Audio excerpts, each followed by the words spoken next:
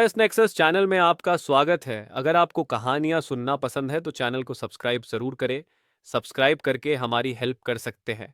Subscribe करने के लिए धन्यवाद। अमरकांत की लिखी कहानी जिंदगी और जोंक एक साधारण से दिखने वाले चरित्र की असाधारण जीवन यात्रा का प्रतिबिंब है। अमरकांत, जिनकी लेखनी में समाज की तल्खी हकीकतें जीवंत होती हैं, अपने पात्रों के माध्यम से मानवीय संवेदनाओं की जटिलता को सरलता से प्रस्तुत करते हैं। उनकी कहानियां समाज के निचले तबके के लोगों की पीड़ा और संघर्ष को बेहद संवेदनशीलता के साथ उजागर करती हैं। इस कहानी में रजुआ नामक पात्र, जो समाज के हाशिए पर खड़ा है, उसकी जीवटता और जिजीविषा को देखकर क्या कभी आपने सोचा है कि जीवन की असल जोक कौन होती है? क्या रजुआ उस जोक की तरह जिंदगी से चिपका रहा, या जिंदगी ने उसकी आखिरी सांस तक उसे निचोड़ दिया? समाज के तमाम तिरस्कारों के बावजूद क्या उसके भीतर कुछ ऐसा था जिसने उसे बार बार उठ खड़े होने पर मजबूर किया? इस कहानी में जीवन और मृत्यु के बीच की वह खींचातानी आपको झकझोर कर रख देगी और सोचने पर मजबूर करेगी कि क्या वास्तव में हम सभी कहीं ना कहीं इस झोंक से बंधे हुए नहीं हैं। तो चलिए शुरू करते हैं।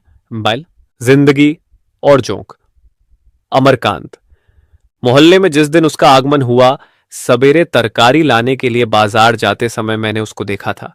शिवनाथ बाबू के घर के सामने सड़क की दूसरी ओर स्थित खड़हर में नीम के पेड़ के नीचे एक दुबला पतला काला आदमी गंदी लुंगी में लिपटा चित्त पट्टा था, जैसे रात में आसमान से टपक कर बेहोश हो गया हो, अथवा दक्षिण भारत का भूला भटका साधु निश्चिंत स्थान पाकर चुपचाप नाक से हवा खींच खींच कर प्राणायाम कर रहा हो।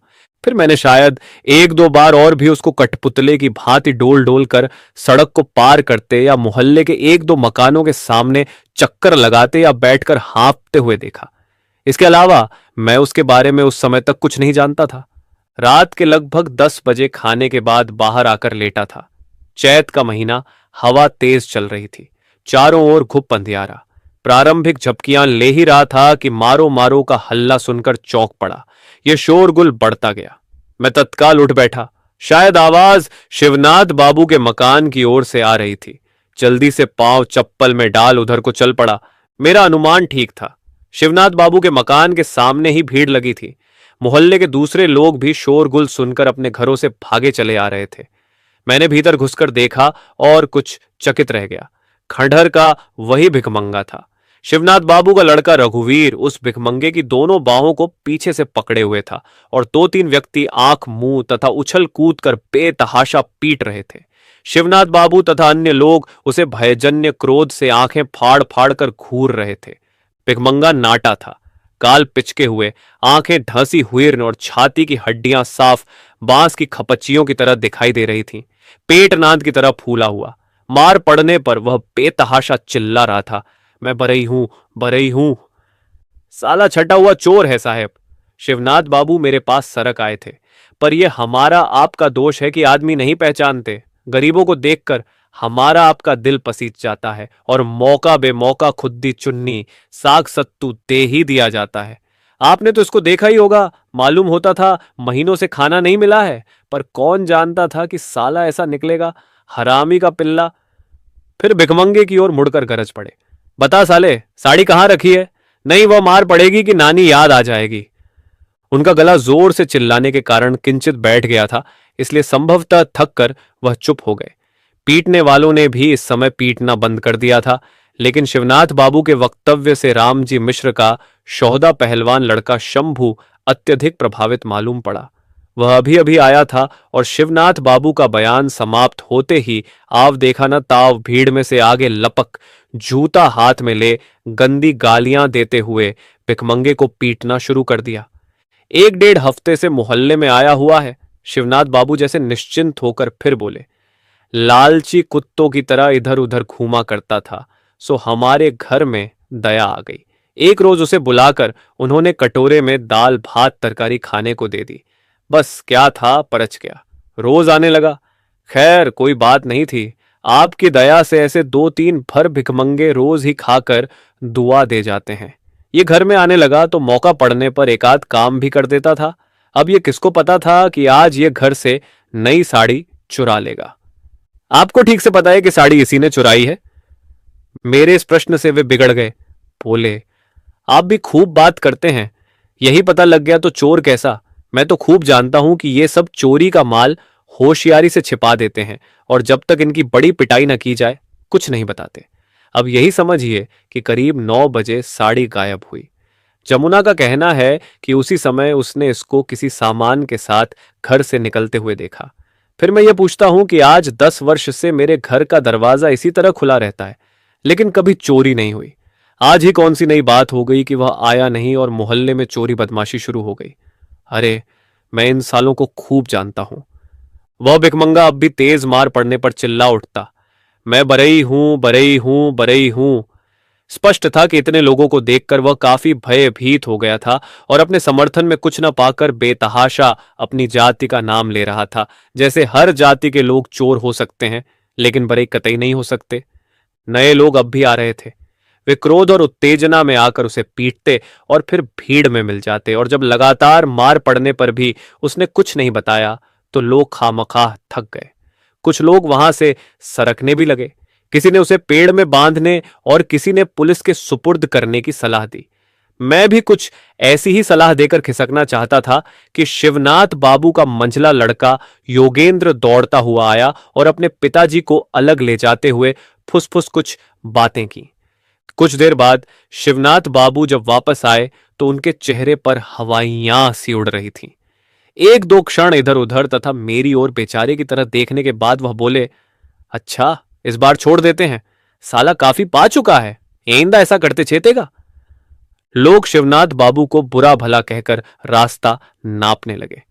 मैंने उनकी ओर मुस्कुराकर देखा तो मेरे पास आकर झेंपते हुए बोले, इस बार तो साड़ी घर में ही मिल गई है, पर कोई बात नहीं, चोर चाई तो रात रात भर मार खाते हैं और कुछ भी नहीं बताते। फिर बाईं आंख को खूबी से दबाते हुए दांत खोलकर हंस पड़े। चलिए साहब, नीच और नींबू को दबाने से ही रस निकलता है। कभी कभी मुझे आश्चर्य होता है कि उस दिन की पिटाई के बाद भी खंडहर का वह भिखमंगा मोहल्ले में टिके रहने की हिम्मत कैसे कर सका। हो सकता है उसने सोचा हो कि निर्दोष छूट जाने के बाद मोहल्ले के लोगों का विश्वास और सहानुभूति उसको प्राप्त हो जाएगी और दूसरी जगह उसी अनिश्चितता का सामना करना पड़ेगा। चाहे जो हो, उसके प्रति मेरी दिलचस्पी अब और बढ़ गई थी। मैं उसको खंडहर में बैठकर कुछ खाते या चुपचाप सोते या मोहल्ले से डगडग सरकते हुए देखता। लोग अब उसको कुछ न कुछ दे देते। बचा हुआ बासी या झूठा खाना पहले कुत्तों या गाय भैंसों को दे दिया जाता, परंतु अब औरतें बच्चों को दौड़ा देती कि जाकर भिखमंगे को दे आए। कुछ लोगों ने तो उसको कोई पहुंचा हुआ साधु महात्मा तक कह डाला। और धीरे धीरे उसने खंडहर का परित्याग कर दिया और आम सहानुभूति एवं विश्वास का आश्चर्यजनक लाभ उठाते हुए जब वह किसी न किसी ओसारे या दालान में जमीन पर सोने बैठने लगा तो लोग उससे हल्के फुल्के काम भी लेने लगे। दया माया के मामले में शिवनाथ बाबू से पार पाना टेढ़ी खीर है, किंतु भिखमंगा उनके दरवाजे पर जाता ही न था। लेकिन एक दिन उन्होंने किसी शुभ मुहूर्त में उसे सड़क से गुजरते समय संकेत से अपने पास बुलाया और तिरछी नजर से देखते हुए मुस्कुराकर बोले, देख बे, तूने चाहे जो भी किया, हमसे तो ये सब नहीं देखा जाता। दर दर भटकता रहता है, कुत्ते स्वर का जीवन जीता है। आज से इधर उधर भटकना छोड़, आराम से यहीं रहे और दोनों जून भर पेट खा। पता नहीं ये शिवनाथ बाबू के स्नेह से संभव हुआ या डर से, पर भिखमंगा उनके यहां स्थायी रूप से रहने लगा। उन्हीं के यहां उसका नामकरण भी हुआ। उसका नाम गोपाल था, लेकिन शिवनाथ बाबू के दादा का नाम गोपाल सिंह था, इसलिए घर की औरतों की जबान से वह नाम उतरता ही न था। उन्होंने उसको रजुआ कहना आरंभ किया और धीरे धीरे यही नाम सारे मोहल्ले में प्रसिद्ध हो गया। किंतु रजुआ के भाग्य में बहुत दिनों तक शिवनाथ बाबू के यहां टिकना न लिखा था। बात यह है कि मोहल्ले के लोगों को यह कतई पसंद न था कि केवल दोनों जून भोजन पर रजुआ शिवनाथ बाबू की सेवा करे। जब भगवान ने उनके बीच एक नौकर भेज ही दिया था तो उस पर उनका भी उतना ही अधिकार था और उन्होंने मौका देखकर उसको अपनी सेवा करने का अवसर देना आरंभ कर दिया। वह शिवनाथ बाबू के किसी काम से जाता तो रास्ते में कोई न कोई उसको पैसे देकर किसी काम की फरमाइश कर देता, और यदि वह आनाकानी करता तो संबंधित व्यक्ति बिगड़ कर कहता, साला तू शिवनाथ बाबू का गुलाम है, वह क्या कर सकते हैं, मेरे यहां बैठकर खाया कर, वह क्या खिलाएंगे, बासी भात ही तो देते होंगे। रजुआ शिवनाथ बाबू से अब भी डरता था, इसीलिए उनसे छिपाकर ही वह अन्य लोगों का काम करता, किंतु उसको पीटने का और व्यक्तियों को भी उतना ही अधिकार था। एक बार जमुनालाल के लड़के जंगी ने रजुआ से 3-4 आने की लकड़ी लाने के लिए कहा और रजुआ फौरन आने का वायदा करके चला गया, पर वह शीघ्र न आ सका, क्योंकि शिवनाथ बाबू के घर की औरतों ने उसे इस या उस काम में बांध रखा। बाद में वह जब जमुना लाल के यहां पहुंचा तो जंगी ने पहला काम यह किया कि 2 थप्पड़ उसके गाल पर जड़ दिए, फिर गरज कर बोला, स्वर, धोखा देता है, कह देता नहीं आऊंगा, अब आज मैं तुझसे दिन भर काम कराऊंगा, देखे कौन साला रोकता है, आखिर हम भी मोहल्ले में रहते हैं कि नहीं। और सचमुच जंगी ने उससे दिन भर काम लिया। शिवनाथ बाबू को सब पता लग गया, लेकिन उनकी उदार व्यावहारिक बुद्धि की प्रशंसा किए बिना नहीं रहा जाता, क्योंकि उन्होंने छू तक नहीं की। ऐसी ही कई घटनाएं हुई, पर रजुआ पर किसी का स्थायी अधिकार निश्चित न हो सका। उसकी सेवाओं की उपयोग संबंधी खींचातानी से उसका समाजीकरण हो गया।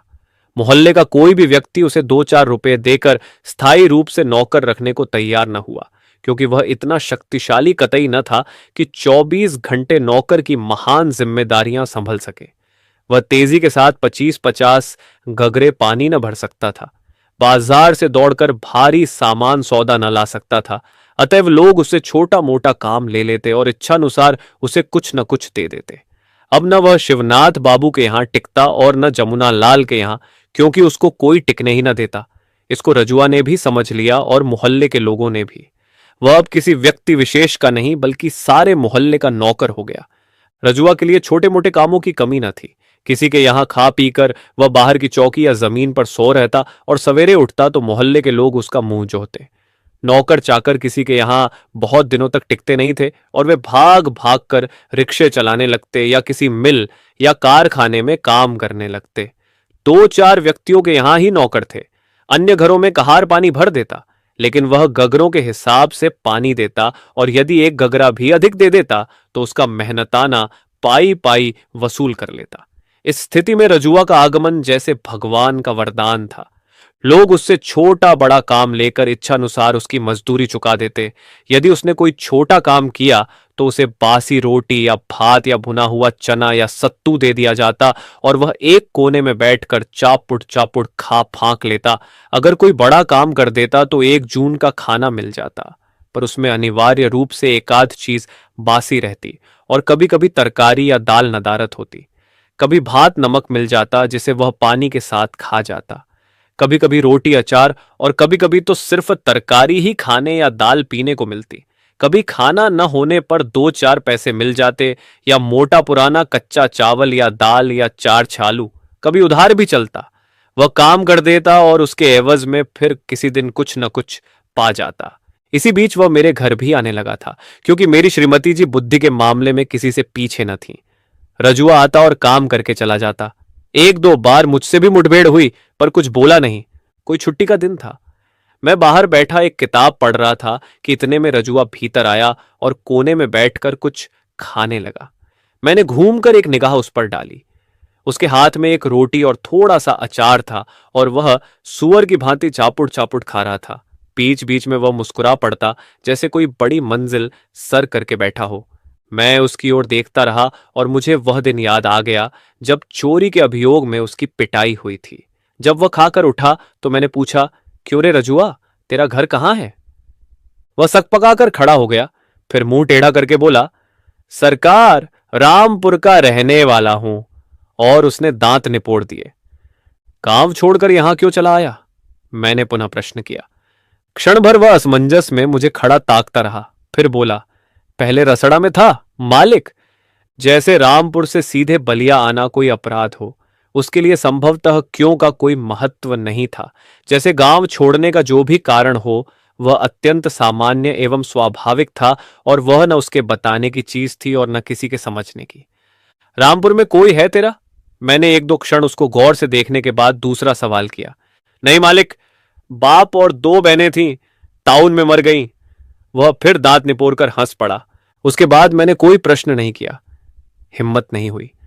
वह फौरन वहां से सरक गया और मेरा हृदय कुछ अजीब सी घृणा से भर उठा।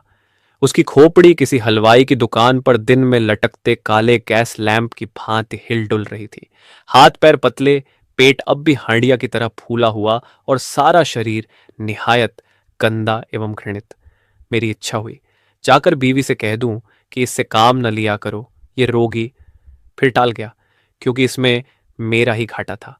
मैं जानता था कि नौकरों की कितनी किल्लत थी और रजुआ के रहने से इतना आराम हो गया था कि मैं हर पहली या दूसरी तारीख को राशन, मसाला आदि खरीद कर महीने भर के लिए निश्चिंत हो जाता। इनकलाब जिंदाबाद, महात्मा गांधी की जय।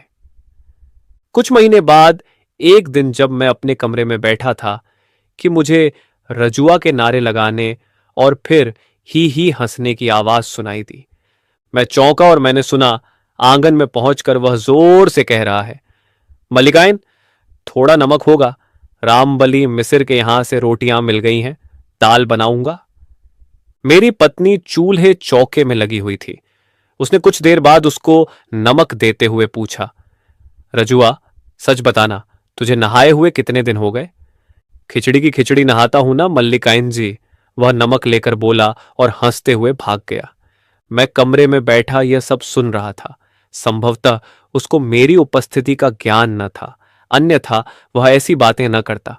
लेकिन यह बात साफ थी कि अब वह मोहल्ले में जम गया है। उसको खाने पीने की चिंता नहीं है। इतना ही नहीं, अब वह मोहल्ले भर से शह पा रहा है। लोग अब उससे हंसी मजाक भी करने लगे हैं और उसे मारे पीटे जाने का किंचित मात्र भी भय नहीं। अवश्य यही बात थी और वह स्थिति में परिवर्तन से लाभ उठाते हुए ढीठ हो गया था। इसीलिए उसने अपने आगमन की सूचना देने के लिए राजनीतिक नारे लगाए थे, जैसे वह कहना चाहता हो कि मैं हंसी मजाक का विषय हूं, लोग मुझसे मजाक करें, जिससे मेरे हृदय में हिम्मत और ढाढ़स बंधे। मुझे बड़ा ही आश्चर्य हुआ, लेकिन कुछ ही दिन बाद मैंने उसकी एक और हरकत देखी जिससे मेरे अनुमान की पुष्टि होती थी। सायंकाल दफ्तर से आ रहा था कि ज्योतराम के गोले के पास मैंने रजुआ की आवाज सुनी। पतिया की स्त्री बर्तन मांज रही थी और उसके पास खड़ा रजुआ टेढ़ा मुंह करके बोल रहा था, सलाम हो भौजी, समाचार है ना? अंत में बेमतलब ही हंसने लगा। पतिया की बहू ने थोड़ी मुस्की काटते हुए सुनाया, दूर हो पापी, समाचार पूछने का तेरा ही मुंह है, चला जा, नहीं तो झूठ की काली हांडी चलाकर वह मारूंगी कि सारी लफंगई। यहां उसने एक गंदे मुहावरे का इस्तेमाल किया, लेकिन मालूम पड़ता है कि रजुआ इतने ही से खुश हो गया क्योंकि वह मुंह फैलाकर हंस पड़ा और फिर तुरंत उसने 2-3 बार सिर को ऊपर झटका देते हुए ऐसी किलकारियां लगाईं जैसे घास चरता हुआ गदहा अचानक सिर उठाकर ढींचू ढींचू कर उठता है। फिर तो यह उसकी आदत हो गई। सारे मोहल्ले की छोटी जातियों की औरतों से उसने भौजाई का संबंध जोड़ लिया था। उनको देखकर वह कुछ हल्की फुल्की छेड़खानी कर देता और तब वह गधे की भांति ढींचू ढींचू कर उठता। कुएं पर पहुंचकर वह किसी औरत को कनखी से निहारता और अंत में पूछ बैठता, ये कौन है? अच्छा, बड़की भौजी है। सलाम भौजी, सीताराम सीताराम, राम राम जपना, पराया माल अपना। इतना कह वह दुष्टता पूर्वक हंस पड़ता।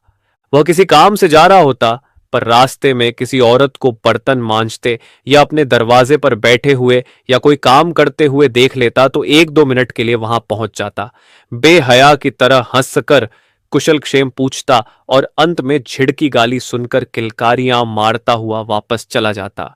धीरे धीरे वह इतना सहक गया कि नीची जाति की किसी जवान स्त्री को देखकर, चाहे वह जान पहचान की हो या न हो, दूर से ही हिचकी दे देकर खिलकने लगता। मेरी तरह मोहल्ले के अन्य लोगों ने भी उसके इस परिवर्तन पर गौर किया था और संभवतः इसी कारण लोग उसे रजुआ से रजुआ साला कहने लगे। अब कोई बात कहनी होती, कितने गंभीर काम के लिए पुकारना होता, लोग उसे रजुआ साला कहकर बुलाते और अपने काम की फरमाइश करके हंस पड़ते। उनकी देखा देखी लड़के भी ऐसा ही करने लगे, जैसे साला कहे बिना रजुआ का कोई अस्तित्व ही न हो, और इससे रजुआ भी बड़ा प्रसन्न था, जैसे इससे उसके जीवन की अनिश्चितता कम हो रही हो और उस पर अचानक कोई संकट आने की संभावना संकुचित होती जा रही हो। और अब लोग उसे चिढ़ाने भी लगे, क्यों बे रजुआ साला, शादी करेगा? लोग उसे छेड़ते। रजुआ उनकी बातों पर खी खी हंस पड़ता और फिर अपनी आदत के अनुसार सिर को ऊपर की ओर 2-3 बार झटके देता हुआ तथा मुंह से ऐसी हिचकी की आवाज निकालता हुआ जो अधिक कड़वी चीज खाने पर निकलती है, चलता बनता। वह समझ गया था कि लोग उसे देखकर खुश होते हैं और अब वह सड़क पर चलते, गली से गुजरते, घर में घुसते, काम की फरमाइश लेकर घर से निकलते और कुएं पर पानी भरते समय जोरों से चिल्लाकर उस समय के प्रचलित राजनीतिक नारे लगाता या कबीर की कोई गलत सलत बानी बोलता या किसी सुनी हुई कविता या दोहे की एक दो पंक्तियां गाता। ऐसा करते समय वह किसी की ओर देखता नहीं, बल्कि टेढ़ा मुंह करके जमीन की ओर देखता, मुंह फैलाकर हंसे जाता, जैसे वह दिमाग की आंखों से देख रहा हो कि उसकी हरकतों को बहुत से लोग देख सुनकर प्रसन्न हो रहे हैं। सायंकाल दफ्तर से आने और नाश्ता पानी करने के बाद मैं हवाखोरी करने निकल जाता हूं। रेलवे लाइन पकड़कर बांसडीह की ओर जाना मुझे सबसे अच्छा लगता है। सरयू पार करके गंगा जी के किनारे घूमना टहलना कम आनंददायी नहीं है, लेकिन उसमें सबसे बड़ी कठिनाई यह है कि बरसात में दोनों नदियां बढ़कर समुद्र का रूप ले लेती हैं और जाड़े में इतने दलदल मिलते हैं कि जाने की हिम्मत नहीं होती। लेकिन कभी कभी ऐसा भी होता है कि मुझे देर हो जाती है या अधिक चलने फिरने की कोई इच्छा नहीं होती और स्टेशन के प्लेटफॉर्म का चक्कर लगाकर वापस लौट आता हूं। 15-20 दिन के बाद एक दिन सायंकाल स्टेशन के प्लेटफॉर्म पर टहलने लगा। स्टेशन के फाटक से प्लेटफॉर्म पर आने के बाद मैं बाईं तरफ जीआरपी की चौकी की ओर बढ़ चला, किंतु कुछ कदम ही चला था कि मेरा ध्यान रजुआ की ओर गया, जो मुझसे कुछ दूर आगे था। वह भी उधर ही जा रहा था। मुझे कुछ आश्चर्य नहीं हुआ, क्योंकि शहर के काफी लोग दिशा मैदान के लिए कटहर नाला जाते थे, जो स्टेशन के पास ही बहता है। मैं धीरे धीरे चलने लगा, पर रजुआ कटहर नाला नहीं गया, बल्कि जीआरपी की चौकी के पास कुछ ठिठक कर खड़ा हो गया। अब मुझे कुछ आश्चर्य हुआ।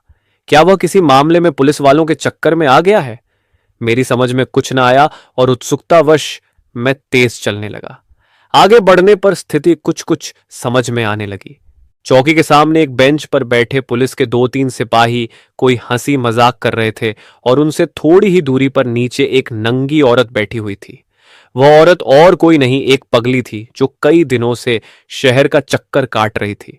उसको मैंने कई बार चौक में तथा एक बार सरयू के किनारे देखा था।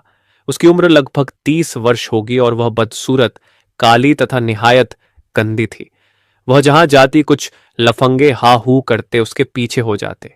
वे उसको चिढ़ाते, उस पर इरंट फेंकते और जब वह तंग आकर चीखती चिल्लाती भागती तो लड़के उसके पीछे दौड़ते। रजुआ उस पगली के पास ही खड़ा था। वह कभी शंकित आंखों से पुलिस वालों को देखता, फिर मुंह फैलाकर हंस पड़ता और मुटर मुटर पगली को ताकने लगता, परंतु पुलिस वाले संभवतः उसकी ओर ध्यान न दे रहे थे। मुझे बड़ी शर्म मालूम हुई, किंतु मैं इतना समीप पहुंच गया था कि अचानक घूमकर लौटना संभव न हो सका। असली बात जानने की उत्सुकता भी थी। मैं शून्य की ओर देखता हुआ आगे बढ़ा, लेकिन लाख कोशिश करने पर भी दृष्टि उधर चली ही जाती। रजुआ शायद पुलिस वालों की लापरवाही का फायदा उठाते हुए आगे बढ़ गया था और सिर नीचे झुकाकर अत्यंत ही प्रसन्न होकर हंसते हुए पुचकारती आवाज में पूछ रहा था, क्या है पागल राम, भात खाओगी? इतने में पुलिस वालों में से एक ने कड़क कर प्रश्न किया, कौन है बे साला, चलता बन, नहीं तो मारते मारते भूसा बना दूंगा। रजुआ वहां से थोड़ा हट गया और हंसते हुए बोला, मालिक, मैं रजुआ हूं। भाग जा साले, गिद्ध की तरह ना मालूम कहां से आ पहुंचा। संभवतः दूसरे सिपाही ने कहा और फिर वे सभी ठहाका मारकर हंस पड़े। मैं अब काफी आगे निकल गया था और इससे अधिक मुझे कुछ सुनाई न पड़ा। मैं जल्दी जल्दी प्लेटफॉर्म से बाहर निकल गया, किंतु मामला यहीं समाप्त नहीं हो गया। घर आकर मैंने आंगन में चारपाई डाल बड़ी मुश्किल से आधा घंटा आराम किया होगा कि मेरी पत्नी भागती हुई आई और कुछ मुस्कुराती हुई तेजी से बोली, अरे जरा जल्दी से बाहर आइए तो एक तमाशा दिखाती हूं। हमारी कसम, जरा जल्दी उठिए। मैं अनिच्छापूर्वक उठा और बाहर आकर जो दृश्य देखा उससे मेरे हृदय में एक ही साथ आश्चर्य एवं घृणा के ऐसे भाव उठे जिन्हें मैं व्यक्त नहीं कर सकता। रजुआ स्टेशन की नंगी पगली के आगे आगे आ रहा था। पगली कभी इधर उधर देखने लगती या खड़ी हो जाती तो रजुआ पीछे होकर पगली की अंगुली पकड़कर थोड़ा आगे ले आता और फिर उसे छोड़कर थोड़ा आगे चलने लगता तथा पीछे घूम घूम कर पगली से कुछ कहता जाता। इसी तरह वह पगली को सड़क की दूसरी ओर स्थित क्वार्टरों की छत पर ले गया। वे क्वार्टर मेरे मकान के सामने दूसरी पटरी पर बने थे और वे एक दूसरे से सटे थे। उनकी छतें खुली थीं और उन पर मोहल्ले के लोग जाड़े में धूप लिया करते और गर्मी में रात को लावारिस लफंगे सोया करते थे। तभी रजुआ नीचे उतरा, किंतु पगली उसके साथ न थी। हम लोगों की उत्सुकता बढ़ गई थी कि देखें वह आगे क्या करता है। हम लोग वहीं खड़े रहे और रजुआ तेजी से स्टेशन की ओर गया तथा कुछ ही देर में वापस भी आ गया। इस बार उसके हाथ में एक दोना था। दोना लेकर वह ऊपर चढ़ गया और हम समझ गए कि वह पगली को खिलाने के लिए बाजार से कुछ लाया है। इसके बाद 2-3 दिन तक रजुआ को मैंने मोहल्ले में नहीं देखा। उस दिन की घटना से हृदय में एक उत्सुकता बनी हुई थी। इसलिए एक दिन मैंने अपनी पत्नी से पूछा, क्या बात है, रजुआ आजकल दिखाई नहीं देता, अब यहां नहीं आता क्या? पत्नी ने थोड़ा चौंक कर उत्तर दिया, अरे आपको नहीं मालूम, उसको किसी ने बुरी तरह पीट दिया है और वह बरन की बहू के यहां पड़ा हुआ है। क्यों, क्या बात है? मैंने अपनी उत्सुकता प्रकट किए बिना धीमे स्वर में पूछा। पत्नी ने मुस्कुराकर बताया, अरे वही बात है, रजुआ उस पगली को छत पर छोड़ नरसिंह बाबू के यहां काम करने लगा। नरसिंह बाबू की स्त्री बताती हैं कि वह उस दिन बड़ा गंभीर था और काम करते करते चहक कर जैसे किलकारी मारता है वैसे नहीं करता था। उसकी तबीयत काम में नहीं लगती थी। वह एक काम करता और मौका देख कोई बहाना बनाकर क्वार्टर की छत पर जाकर पगली का समाचार ले आता। नरसिंह बाबू की स्त्री ने जब उसे खाना दिया तो उसने वहां भोजन नहीं किया, बल्कि खाने को एक कागज में लपेटकर अपने साथ लेता गया। उसने वह खाना खुद थोड़े खाया, बल्कि उसको वह ऊपर छत पर ले गया। रात के करीब 11 बजे की बात है। रजुआ जब ऊपर पहुंचा तो देखा कि पगली के पास कोई दूसरा सोया है। उसने आपत्ति की तो उसको उस लफंगे ने खूब पीटा और पगली को लेकर कहीं दूसरी जगह चला गया। तुम्हें यह सब कैसे मालूम हुआ? मेरा हृदय एक अनजान क्रोध से भरा आ रहा था। परन की बहू बता रही थी, पत्नी ने उत्तर दिया और अकारण ही हंस पड़ी। बहुत दिन हो गए थे, गर्मी का मौसम था और भयंकर लू चलना शुरू हो गई थी। छत पर मार खाने के 4-5 दिन बाद रजुआ फिर मोहल्ले में आकर काम करने लगा था, लेकिन उसमें एक जबरदस्त परिवर्तन यह हुआ कि उसका स्त्रियों के साथ छेड़खानी करके गधे की भांति हिचकना किलकना बंद हो गया। रजुआ ने आजकल दाढ़ी क्यों रख छोड़ी है? मैंने पत्नी से पूछा। रजुआ की बात छिड़ने पर मेरी बीवी अवश्य हंस देती। मुस्कुराकर उसने उत्तर दिया, आजकल वह भक्त हो गया है। बरन की बहू को उसके डत्ते की सजा देने को उसने दाढ़ी बढ़ा ली है और रोजाना शनिचरी देवी पर जल चढ़ाता है। मेरे प्रश्न सूचक दृष्टि से देखने पर पत्नी ने अपनी बात स्पष्ट की। बात यह है कि रजुआ पिछले महीनों से रात को बरन की बहू के यहां ही सोता था और उससे बुआ का रिश्ता भी उसने जोड़ लिया था। रजुआ 2-4 आने जो कुछ कमाता वह अपनी बुआ के यहां जमा करता जाता। वह बताता है कि इस तरह करते करते 10 रुपए तक इकट्ठे हो गए हैं। एक बार उसने बरन की बहू से अपने रुपये मांगे तो वह इनकार कर गई कि उसके पास रजुआ की एक पाई भी नहीं। रजुआ के दिल को इतनी चोट लगी कि उसने दाढ़ी रख ली। वह कहता है कि जब तक बरन की बहू को कोड़ न फूटेगा वह दाढ़ी न मुड़ाएगा। इसी काम के लिए वह शनिचरी देवी पर रोज जल भी चढ़ाता है। शनिचरी देवी का जहां तक संबंध है, मुझे अब ख्याल आया, शनिचरी अपने जमाने की एक प्रचंड डोमिन थी। ताड़का की तरह लंबी तगड़ी और लड़ने झगड़ने में उस्ताद। वह किसी से भी नहीं डरती थी और नित्य ही किसी ना किसी से मोर्चा लेती थी। एक बार किसी लड़ाई में एक डोम ने शनिचरी की खोपड़ी पर एक लट्ठ जमा दिया, जिससे उसका प्राणांत हो गया। लेकिन 1-1.5 हफ्ते बाद ही उस डोम के चेचक निकल आई और वह मर गया। लोगों ने उसकी मृत्यु का कारण शनिचरी का प्रकोप समझा। डोमों ने श्रद्धा में उसका चबूतरा बना दिया और तब से वह छोटी जातियों में शनिचरी माता या शनिचरी देवी के नाम से प्रसिद्ध हो गई थी। मैं कुछ नहीं बोला, लेकिन पत्नी ने संभवतः कुछ उदास स्वर में कहा, उसको आजकल थोड़ा बुखार रहता है। उसका विश्वास है कि बरन की बहू ने उस पर जादू टोना कर दिया है। वह कहता है कि शनिचरी बहुत चलती देवी हैं। अरे 1 महीने में ही बरन की बहू कोर्ट से फूट फूट कर मरेगी। पता नहीं उसका ज्वर टूटा कि नहीं, मैंने जानने की कोशिश भी नहीं की। बीमार तो वह सदा ही का था। सोचा शायद उतर गया हो, क्योंकि काम तो वह उसी तरह कर रहा था। हां, बीच में उसके चेहरे पर जो चुस्ती और खुशी चमक चमक उठती वह तिरोहित हो गई थी। न वह उतना चहकता था, न उतना बोलता था। अपेक्षाकृत वह अधिक गंभीर और सुस्त हो गया। उसकी रुचि धर्म की ओर मुड़ गई और शनिचरी देवी की मन्नत मानते वह अच्छा भला भगत बन बैठा। मेरे घर के सामने सड़क की दूसरी ओर क्वार्टर में एक पंडित जी रहते हैं। यूं तो वह लकड़ियां बेचते हैं, लेकिन साथ साथ सत्तू, नमक, तेल वगैरह भी रखते हैं। फल स्वरूप उनके यहाँ इक्के तांगे वालों और गाड़ी वालों की भीड़ लगी रहती है, जो पंडित जी के यहाँ से सत्तू लेकर अपनी भूख मिटाते हैं और उनकी दुकान के छायादार नीम के नीचे 5-10 मिनट विश्राम करते हुए ठट्ठा मजाक भी करते हैं। रात को वहीं उनकी मजलिस लगती है। उस रात गर्मी इतनी थी कि आंगन में दम घुटा जा रहा था। मैं खाने के पश्चात चारपाई को घसीटते हुए लगभग सड़क के किनारे ले गया। उमस तो यहां भी थी, पर अपेक्षाकृत शांति मिली। मुझे लेटे हुए अभी 2-4 मिनट ही बीते होंगे कि पंडित जी की दुकान से आती हुई आवाज सुनाई पड़ी। तो का हो रज्जू भगत, गोसायरन जी का कह गए हैं? महावीर जी समुद्र में कूदते हैं तो ताड़का महारानी का कहती हैं। सुनो सुनो।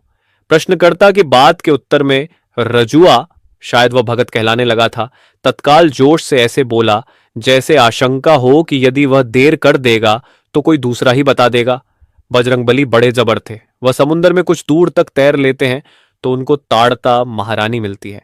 ताड़का महारानी अपना रूप दिखाती है तो बजरंगबली किससे कम है? ये मियाँ एड़े तो हम तुमसे ड्योढ़े, बजरंगबली भी उतने ही बड़े हो जाते हैं। इसके बाद ताड़का महारानी के कान से बाहर निकल आते हैं। तो ए रज्जू भगत, गांधी महात्मा भी तो जेहल से निकल आते हैं? किसी दूसरे ने पूछा। रजुआ ने और जोर से बताया, सुनो सुनो, गांधी महात्मा को सरकार जब जेहल में डाल देती है तो एक दिन क्या होता है कि सभी सिपाही प्यादा के होते हुए भी गांधी महात्मा जेहल से निकल आते हैं और सबकी आंखों पर पट्टी बंधी रह जाती है। गांधी महात्मा 7 समुंदर पार करके जब दिल्ली पहुंचते हैं तो सरकार उन पर गोली चलाती है। गोली गांधी महात्मा की छाती पर लगकर 100 टुकड़े हो जाती है और गांधी महात्मा आसमान में उड़कर गायब हो जाते हैं। इसके पूर्व महात्मा गांधी की मृत्यु का ऐसा दिलचस्प किस्सा मैंने कभी नहीं सुना था। यद्यपि गांधी की हत्या हुए 4 वर्ष गुजर गए थे। उसकी दाढ़ी जैसे जैसे बढ़ती गई, रजुआ के धर्म प्रेम का समाचार भी फैलता गया। निचले तबके के लोगों में अब वह रज्जू भगत के नाम से पुकारा जाने लगा। बड़े लोगों में भी कोई कोई हंसी मजाक में उसको इस नाम से संबोधित करता, लेकिन उनके कहने पर वह शर्माकर हंसते हुए चला जाता। पर छोटी जातियों के समाज में वह कुछ न कुछ ऐसी कह गुजरता जो सबसे अलग होती। अक्सर उनकी मजलिसें रात को पंडित जी की दुकान के आगे जमती और रजुआ उनसे राम सीता जी की चर्चा करता, भूत प्रेत बरम डीह के महत्व पर प्रकाश डालता और झाड़ फूंक मंत्र जप की महत्ता समझाता। वे नाना प्रकार की शंकाएं प्रकट करते और रजुआ उनका समाधान करता। लेकिन इतनी धार्मिक चर्चाएं करने, शनिचरी देवी पर जल चढ़ाने तथा दाढ़ी रखने के बावजूद उसकी मनोकामना पूरी न हुई। शाम को दफ्तर से लौटा ही था कि बीवी ने चिंतातुर स्वर में सूचना दी, अरे जानते नहीं, रजुआ को हैजा हो गया है। उन दिनों गर्मी अपनी चरम सीमा पर थी और गड्ढे तथा बम पुलिस की गली में, जो शहर के अत्यधिक गंदे स्थान थे, हैजे की कई घटनाएं हो गई थीं। मुझे आश्चर्य नहीं हुआ, क्योंकि रजुआ को हैजा न होता तो और किसको होता। जिंदा है या मर गया? मैंने उदासीन स्वर में पूछा। मेरी पत्नी ने अफसोस प्रकट करते हुए कहा, क्या बताएं, मेरा दिल छटपटा कर रह गया। वहीं खंडहर में पड़ा हुआ है, कै दस्त से पस्त हो गया है। लोग बताते हैं कि आध एक घंटे में मर जाएगा। कोई दवा दारू नहीं हुई? कौन उसका सगा बैठा है जो दवा दारू करता? शिवनाथ बाबू के यहां काम कर रहा था, पर जहां उसको एक कह हुई कि उन लोगों ने उसको अपने यहां से खदेड़ दिया। फिर वह रामजी मिश्र के ओसारे में जाकर बैठ गया, लेकिन जब उन लोगों को पता लगा तो उन्होंने भी उसको भगा दिया। उसके बाद वह किसी के यहां नहीं गया, खंडहर में पेड़ के नीचे पड़ गया। मैंने जैसे व्यंग्य किया, तुमने अपने यहां क्यों ना बुला लिया? पत्नी को यह आशा नहीं थी कि मैं ऐसा प्रश्न करूंगा, इसलिए स्तंभित होकर मुझे देखते लगी। अंत में बिगड़कर बोली, मैं उसे यहां बुलाती। कैसी बात करते हैं आप? मेरे भी बाल बच्चे हैं, भगवान न करे उनको कुछ हो गया तो। मैं हंस पड़ा, फिर उठ खड़ा हुआ। जरा देख आऊं? दरवाजे की ओर बढ़ता हुआ बोला। आपके पैरों पड़ती हूं, उसको छुइएगा नहीं और झटपट चले आइएगा। पत्नी गिड़गिड़ाने लगी। जब मैं खंडहर में पहुंचा तो दो तीन व्यक्ति सड़क के किनारे खड़े होकर रजुआ को निहार रहे थे। वे मोहल्ले के नहीं बल्कि रास्ते चलते मुसाफिर थे, जो रजुआ की दशा देखकर अकर्मण्य दया एवं उत्सुकता से वहां खड़े हो गए थे। रजुआ? मैंने निकट पहुंचकर पूछा, लेकिन उसको किसी बात की सुध बुद्ध न थी। वह पेड़ के नीचे एक गंदे अंगोछे पर पड़ा हुआ था और उसका शरीर कै दस्त के लथपथ था। उसकी छाती की हड्डियां और उभर आई थीं, पेट तथा आंखें धंस गई थीं और गालों में गड्ढे बन गए थे। उसकी आंखों के नीचे भी गहरे काले गड्ढे दिखाई दे रहे थे और उसका मुंह कुछ खुला हुआ था। पहले देखने से ऐसा मालूम होता था कि वह मर गया है, लेकिन उसकी सांस धीमे धीमे चल रही थी। मैं कुछ निश्चय न कर पा रहा था क्या किया जाए कि मालूम नहीं कहां से शिवनाथ बाबू मेरी बगल में आकर खड़े हो गए और धीरे से उन्होंने अपनी सम्मति भी प्रकट की। ही कांट सर्वाइव, ये बच नहीं सकता। मैंने तेज दृष्टि से उनको देखा। शिवनाथ बाबू पर तो मुझे गुस्सा आ ही रहा था, लेकिन अपने ऊपर भी कम झुंझलाहट न थी। कभी जी होता था कि जाकर घर बैठ रहूं, जब और लोगों को मतलब नहीं तो मुझे ही क्या पड़ी है। लेकिन उसे यूं अपनी आंखों के सामने मरते हुए नहीं देखा जाता था। पर मैं उसका इलाज भी क्या करवा सकता था।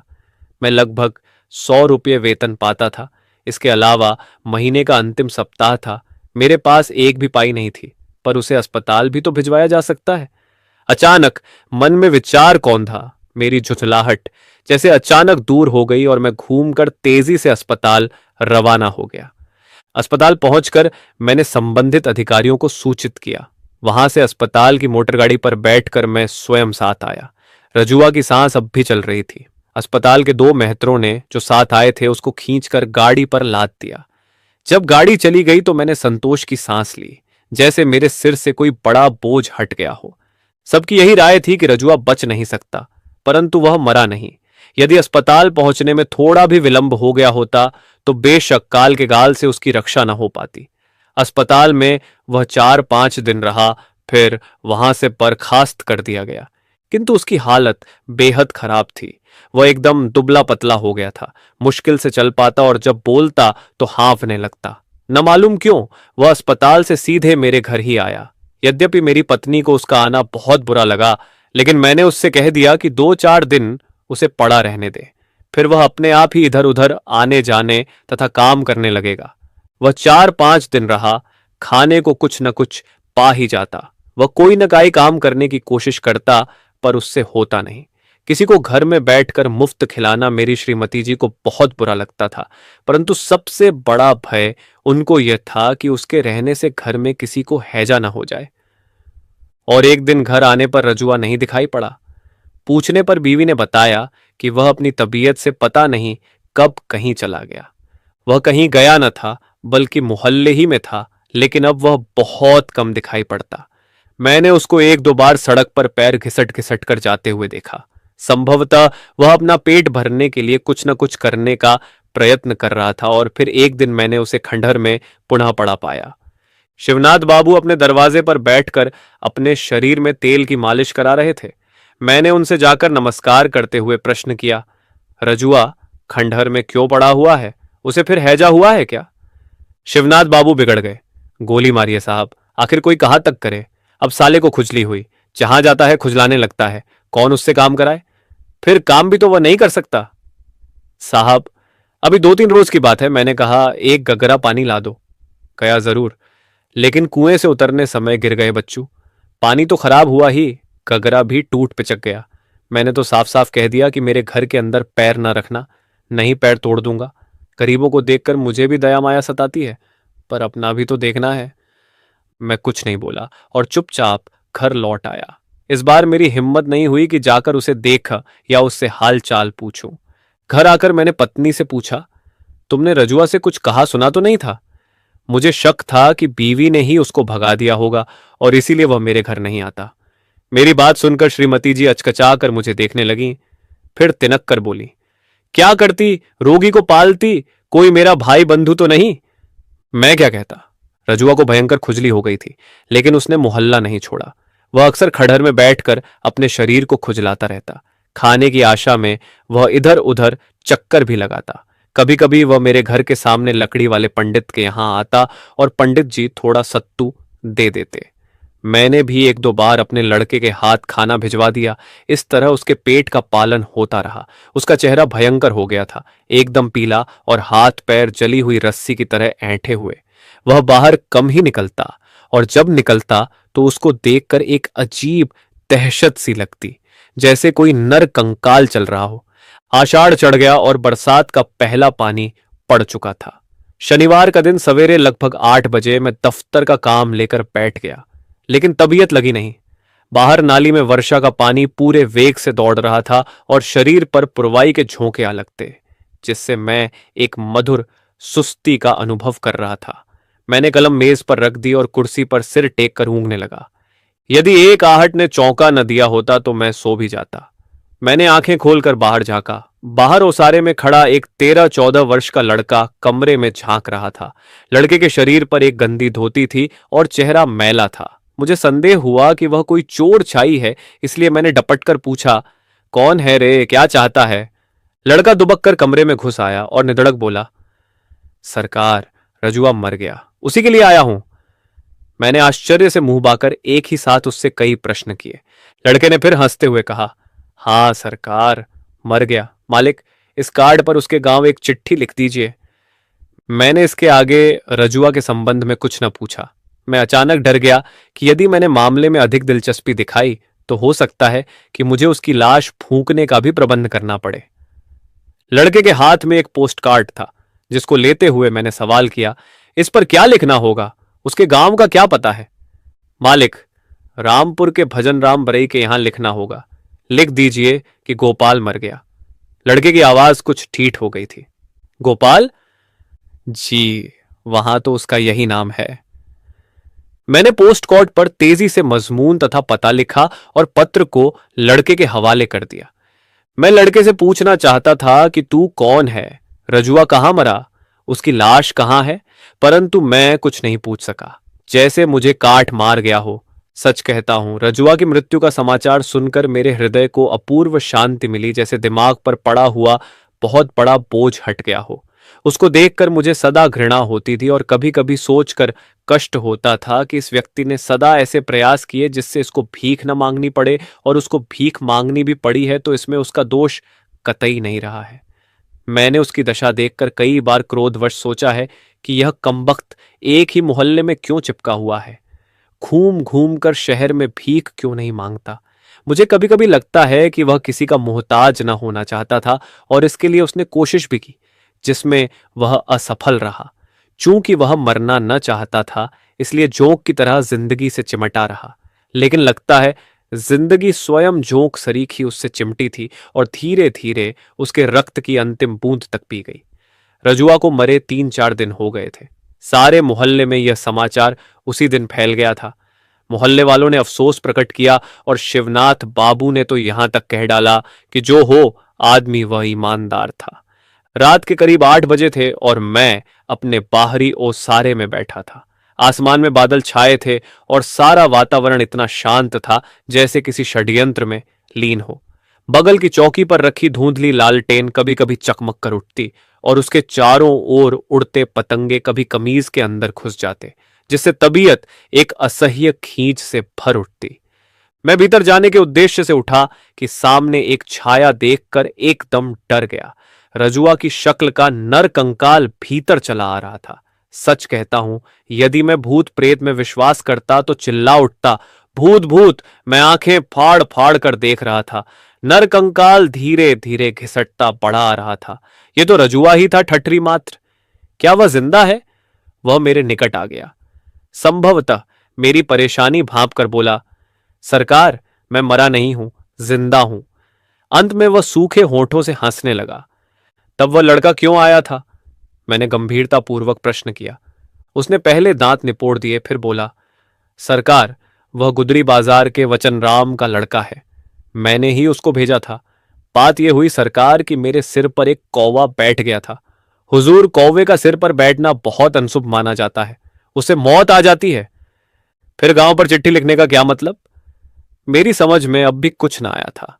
उसने समझाया, सरकार, ये मौत वाली बात किसी सगे संबंधी के यहां लिख देने से मौत टल जाती है। भजन राम बरई मेरे चाचा होते हैं। मालिक, एक और कार्ड है, इस पर लिख दें सरकार की गोपाल जिंदा है, मरा नहीं। मैंने पूछना चाहा कि तू क्यों नहीं आया, लड़के को क्यों भेज दिया, लेकिन यह सब व्यर्थ था। संभवतः उसने सोचा हो कि उसका मतलब कोई न समझे और लोग बात को मजाक समझकर कहीं दुरदुरा न दें। मैंने पोस्ट कार्ड लेकर उस पर उसकी इच्छानुसार लिख दिया। पोस्ट कार्ड लौटाते समय मैंने उसके चेहरे को गौर से देखा। उसके मुख पर मौत की भीषण छाया नाच रही थी और वह जिंदगी से जोंक की तरह चिमटा था। लेकिन जोंक वह था या जिंदगी? वह जिंदगी का खून चूस रहा था या जिंदगी उसका? मैं तय न कर पाया। अगर आपको कहानियां सुनना पसंद है तो चैनल को सब्सक्राइब जरूर करें, जो वीडियो को लाइक एवं कमेंट करके अपना सुझाव दे। सब्सक्राइब करके हमारी हेल्प कर सकते हैं। सब्सक्राइब करने के लिए धन्यवाद।